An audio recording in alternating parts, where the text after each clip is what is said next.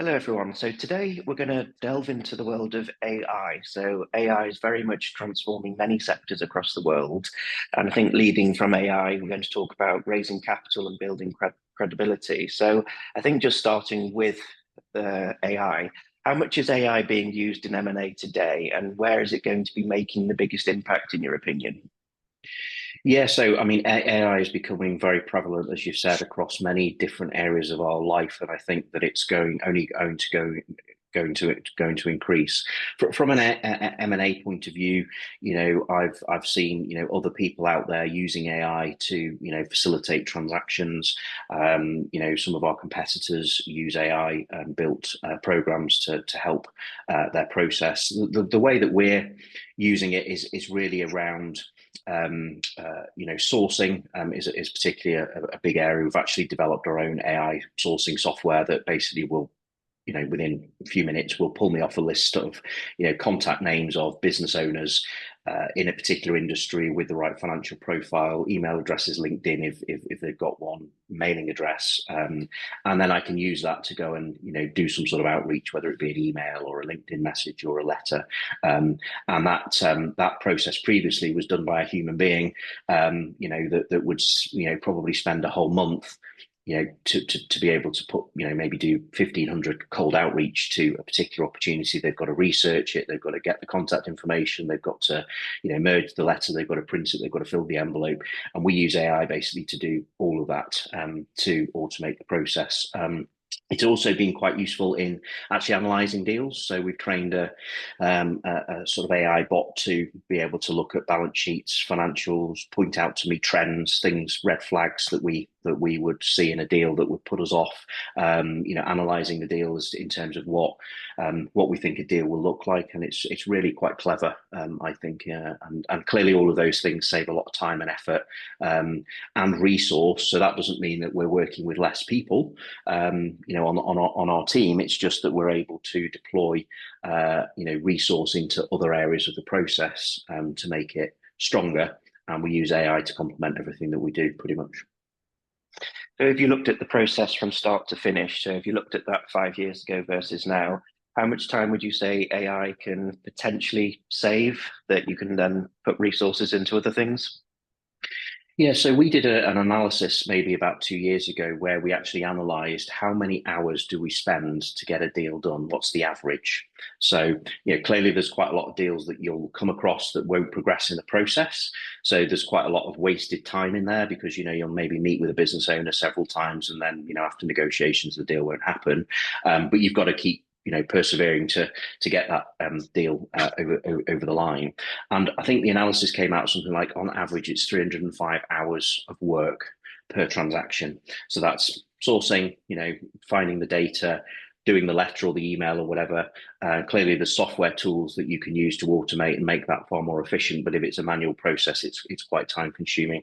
Once you then have the initial meeting and discussion with the business owner, and things progress, you've got to then look at the financials and the analysis. You've then got to make the financial proposal. You've got to negotiate. You've got to overcome any objections. Sometimes those deals won't progress. Sometimes they will. You've then got to do your due diligence, your financial modelling. You've got to go and talk to the banks to raise the money. You've got to build the team.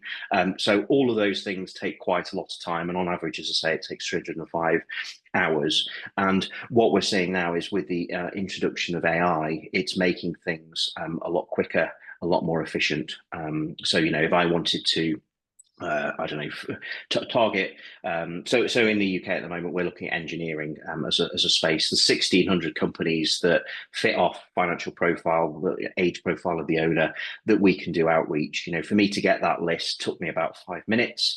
And then using AI to filter those, and manage those in the process has saved a significant amount of time, and I think that this is continuing to evolve. Every day we're looking at new tools. We haven't deployed this yet, but we are currently building an AI powered sort of follow up system. So when we talk to a business owner after many conversations, sometimes they won't progress, but we can revisit them. We can actually use an AI tool that can send them a text message, which gets a much better response rate than, say, an email, because people get lots of emails every day, and probably press delete, where if you get an SMS, like, I can't remember the last time I got an SMS. It's just a different communication method, but that's all AI powered. It will decide when's the right time to send it. It will craft the message for me, and it will then even talk to them. So the business owner doesn't necessarily know that they're talking to a computer rather than an individual, but that computer will basically have a conversation with them, requalify them, and then book them into the diary for a conversation with me or one of our corporate finance partners to carry on the conversation. So that saved me probably 2 or 3 people. So we're still training that. It's not ready for launch yet, but these are the sorts of things that we're investing in, that we're looking at. How can we make the process more efficient, more successful by deploying AI into the processes? And JV partners that we work with obviously get access to all of that intellectual property to basically give them more chance of getting a deal done. So there are certain sectors where AI has probably replaced like 90-95% of what human capabilities used to offer. How would you view this in, say, another year, another 2 years with AI? Is there things to look out for? Do you think there will become a time where AI could basically do the entire process or most of the process, or is it still an industry that needs that sort of human-led contact? Yeah, I think most parts of the process can be, there can be AI in those processes. Sourcing used to be a manual administrative job.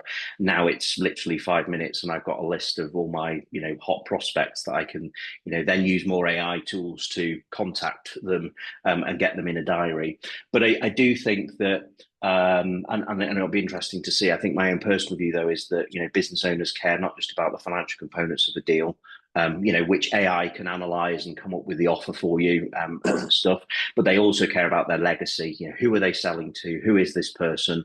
What have they done before? What are they going to do with my business? And I think it's very much then about a personal relationship that you're going to have with that business owner. So, we are seeing in other areas, there's these sort of almost computer generated people that a business owner could talk to.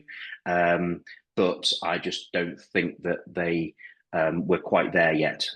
So I think for now, there's still a personal element to this process, but there are some very clever tools there that can make the process a lot more efficient and more chance of success.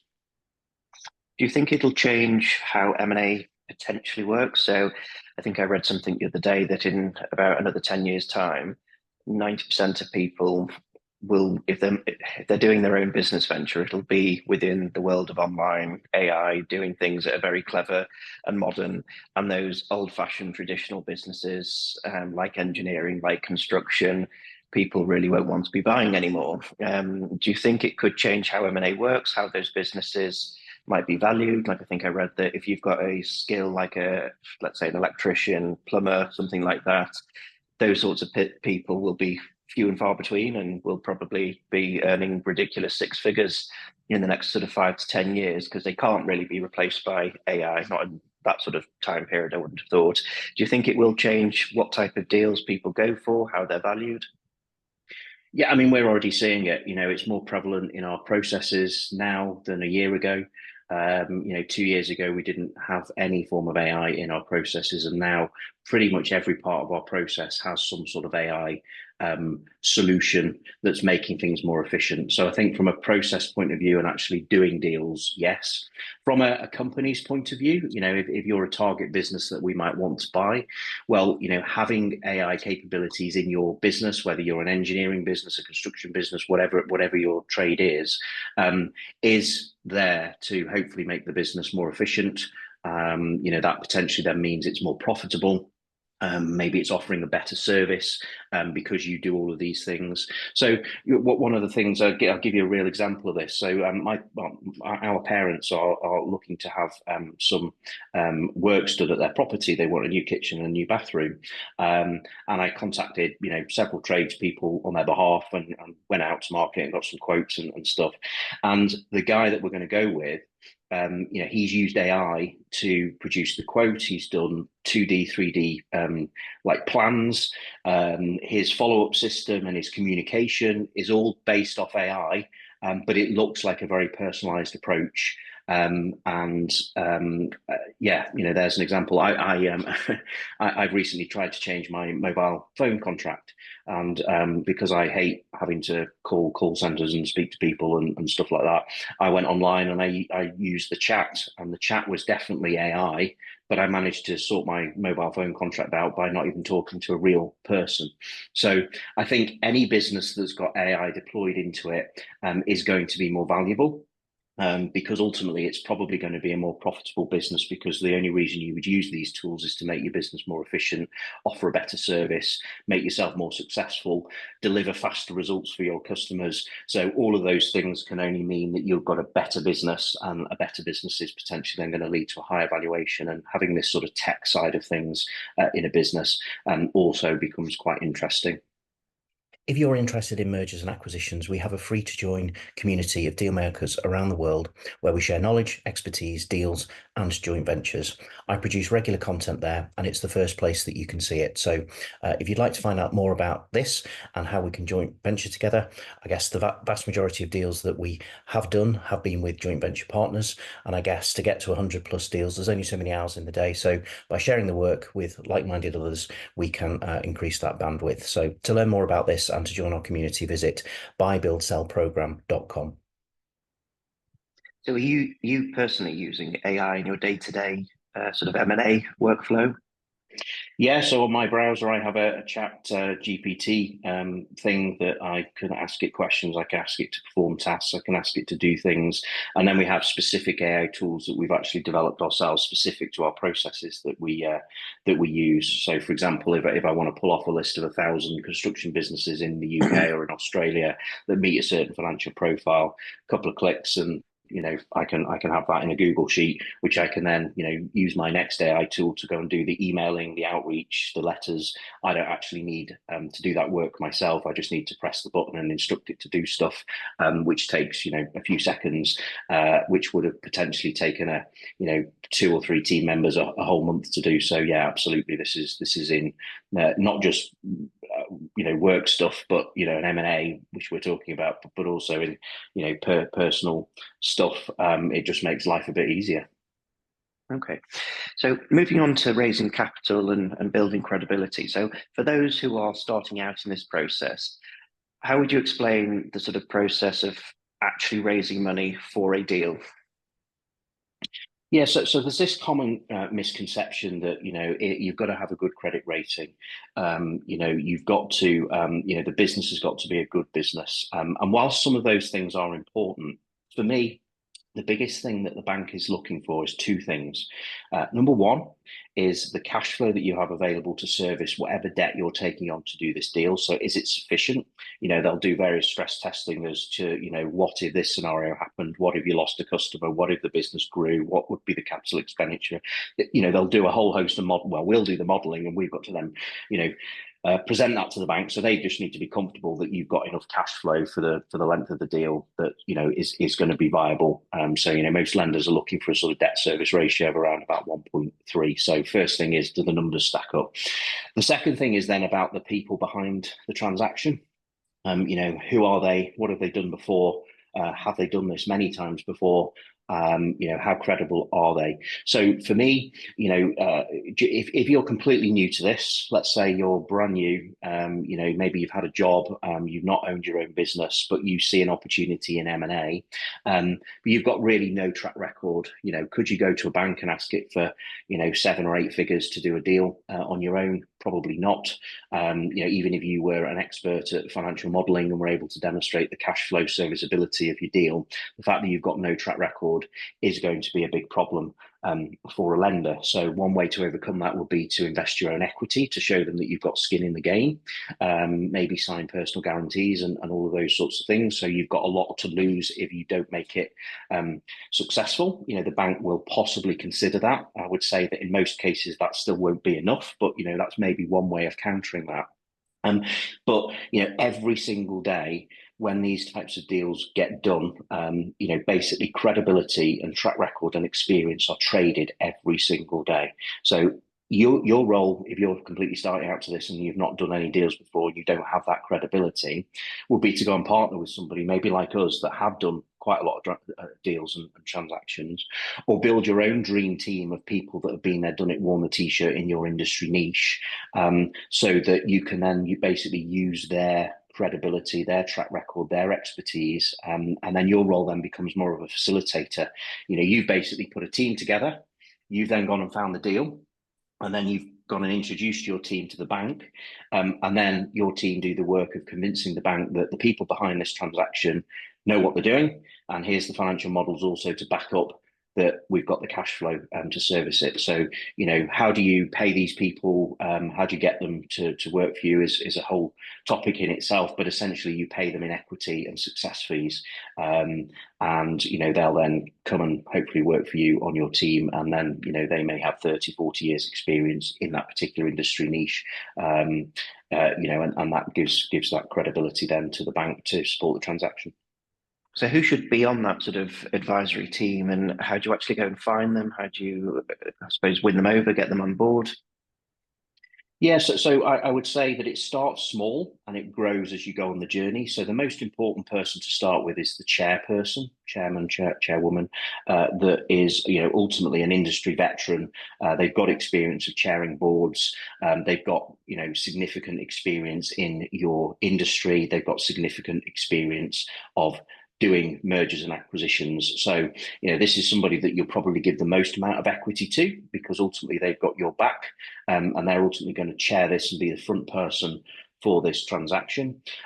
You then want a legal expert that's going to come from a top 10 international law firm that's got significant corporate M&A experience. So you've basically got somebody that can sort out the whole legal process and navigate through all of the legal risks and make sure that there are protections in place. You then want exactly the same expertise, but from an accounting point of view. So top 10 international accountant person, so that somebody that really understands the numbers. They're an accounting wizard. They, for me, would be the three people I would start with. And then as you go, so probably before the first transaction, you also want another industry expert. If anything, the more the merrier.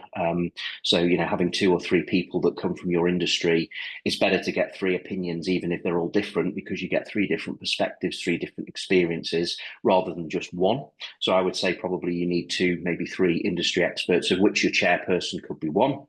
And for me, that would be the start base for, if you like, a dream team. So, how do you get, business owners to, sell their company to you? Well, being able to deal with somebody that's got 30, 40 years of chairing companies in their space that have done successful deals before buys a lot of credibility and relationship with the business owner. Having an accountant that fully understands the numbers and then going to talk to the bank about raising the money, you've got a, international accounting expert from a top 10 firm, and the same goes for the legal side of things. And then the other industry experts are more post transaction, when we're actually running the business. They're there to coach, guide, mentor, impart their expertise to the operational management team and keep everybody in check. So that would be the team I would build, and that's how I would then leverage their expertise to go and then have the conversations with the banks to raise the money. It also helps as well when we're actually putting together the actual transaction itself. Once we've agreed it, if we go, we're going to need a lawyer, we're going to need an accountant. Well, if you've got somebody that comes from one of the big 4 international law firms, maybe they're semi-retired, maybe they're a retired partner, equity partner, whatever, they'll be able to work their black book of contacts and go and find a top flight law firm to represent you on a contingent fixed fee basis. Whereas if you went having no experience, no credibility, no track record, the reason why you'll talk to many law firms and they'll say, no, we won't work on, we work by the hour, we work on a retained basis, we're not going to do success fees, we're not going to do it on a contingent basis, is because you don't have that credibility, you don't have that expertise. But if they're talking to a retired partner from a top 4 law firm or top 4 accounting firm, being able to then engage those people and leveraging their relationships, leveraging their track record is quite critical. Okay, so when you've got that dream team and you're then looking at the deals, the structuring of the deal, and it's time to talk to the banks, how do you approach the banks? What is it that you're sort of ultimately pitching when you're going to them? Yeah, so I guess this all starts with an idea. So, the most successful JV partners that we work with are people that come from a particular industry. So either they own a business in that space or they've got some sort of experience in that industry, whether they've had a corporate job or career, or maybe they've owned a business and sold it, or something like that before. So they have a reasonable understanding of the industry. What you then become is the facilitator of this transaction. So, you build your dream team.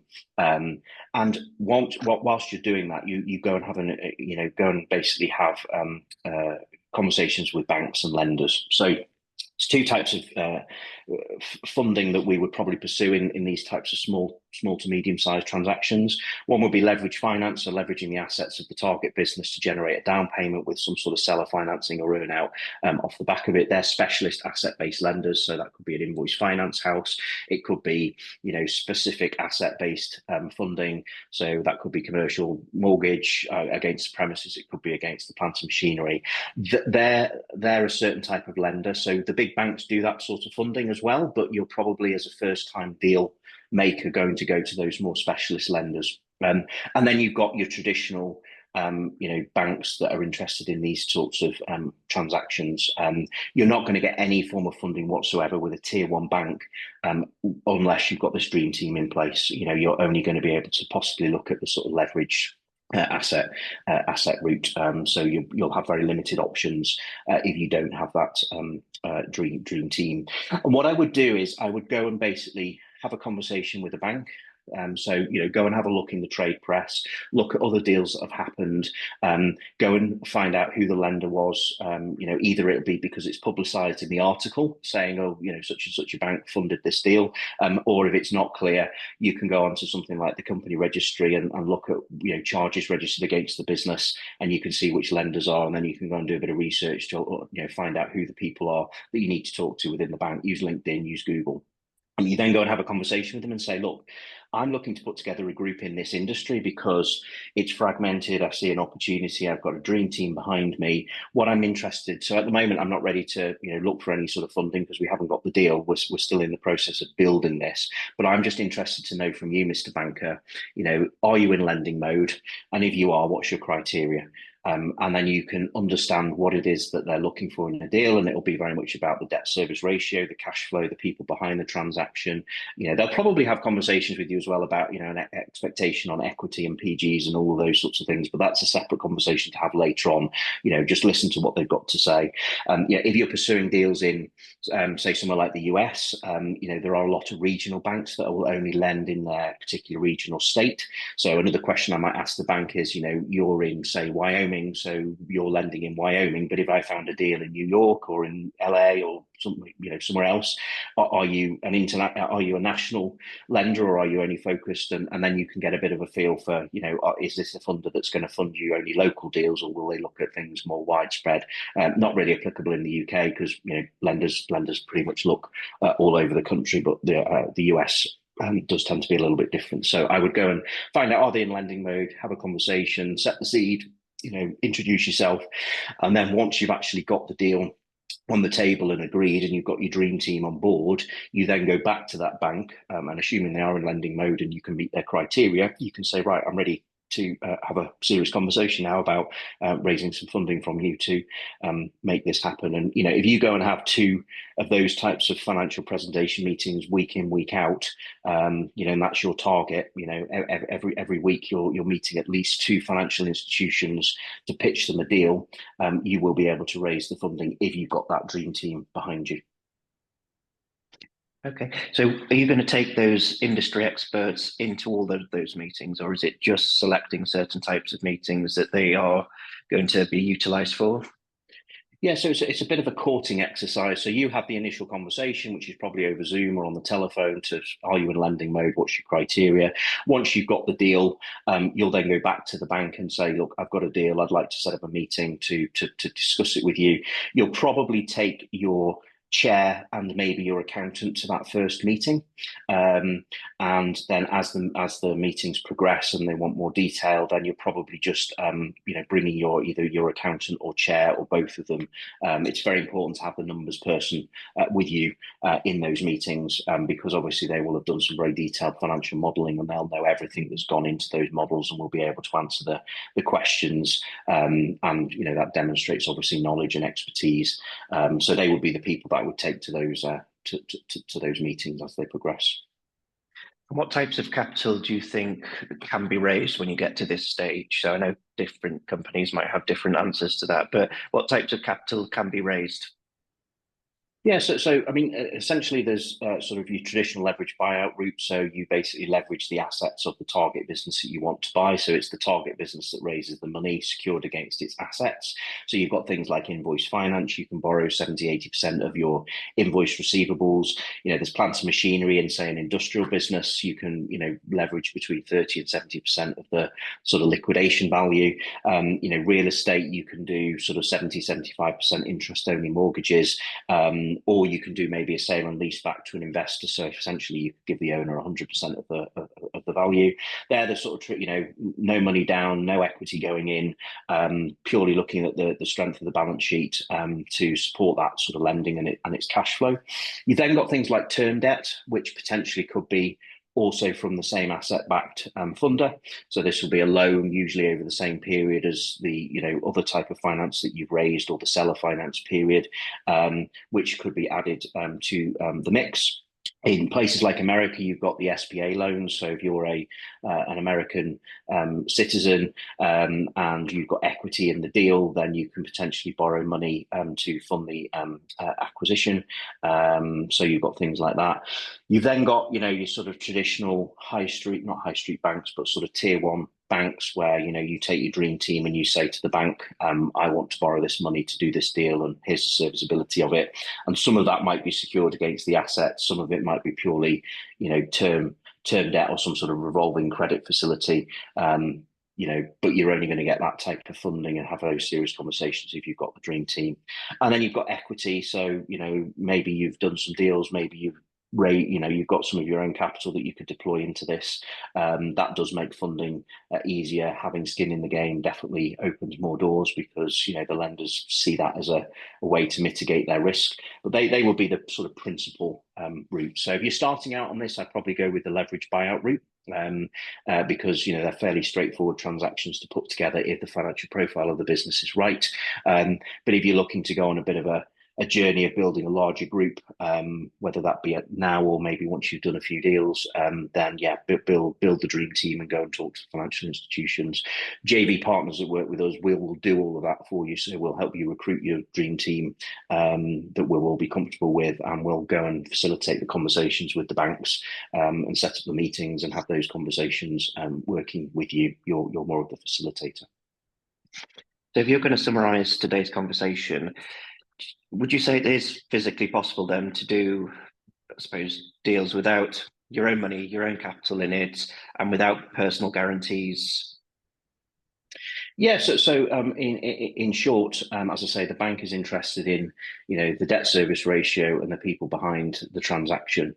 So if we can demonstrate that the deal stacks up without putting any of our own money in or signing a PG, because the cash flow is there and you've got all of these credible people that have been there, done it, worn the t-shirt many times before, then that goes a long way to convincing the bank.